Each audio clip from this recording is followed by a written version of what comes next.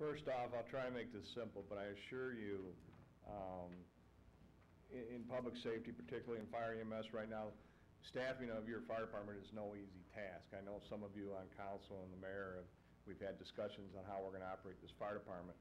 As we go through this process, and I'm sure we're going to have to continue talking about how this fire department operates, just know this: if you do not understand the explanation tonight, and yourself as the elected representatives or anyone in the community, I remain available to discuss this.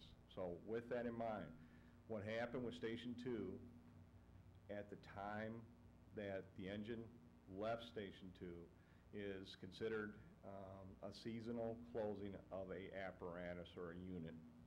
How does that work? It works by looking at your fire problem in your community overall.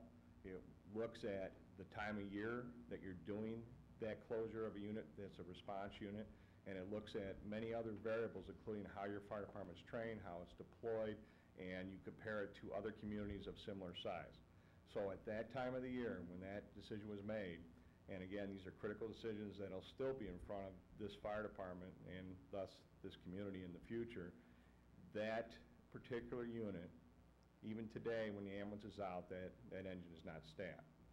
When the decision was made to do the closure based on a new minimum staffing, that time of year, the majority of fire calls, hostile fire calls, is 43% in District 3, which is the station served out at Dresser Road. It's about 35% in District 1, and that's 7th and Pine Station, and about 20% in District 2. Of those fire events, the most severe fires that have occurred in recent time are in District 3 and District 1, the Dresser Road Station response area and the North 7th Pine Station response area.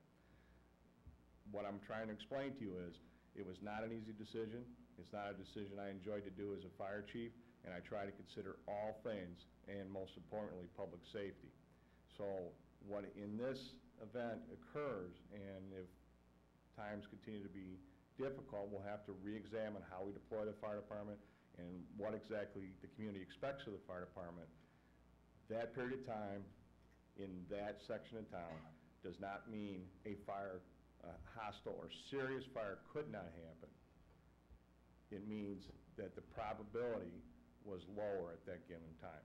The station's engine was simply moved up to Station 1 to facilitate its staffing by recalled firefighters. Now again, I don't expect everyone to understand the premise of this, but know that we put a lot of effort into making this work. Even during that period of that station's engine being moved to Station 1, that engine was staffed by firefighters and went on other calls in the community with callback firefighters.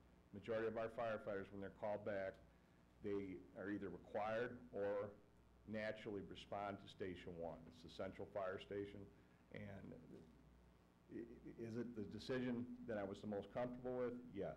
Was it a decision that I enjoyed doing? No. And I think what I would hope that this discussion does for you is I hope you and I hope the community realizes a lot of thought goes into staffing this department. Further community input is needed on how this fire department operates, and I'm afraid some more tough choices will have to be made in the future. Public safety is expensive. I am very glad, and I've always said that this agreement with all city employees now was in the community's best interest, and I do believe that. As we go forward, we'll have to critically look at what this community wants from this fire department and how we're going to deploy to emergencies in the future. So hopefully that's an adequate explanation. I don't expect it's the most simple explanation you ever heard. Thank you. Thank you, Chief.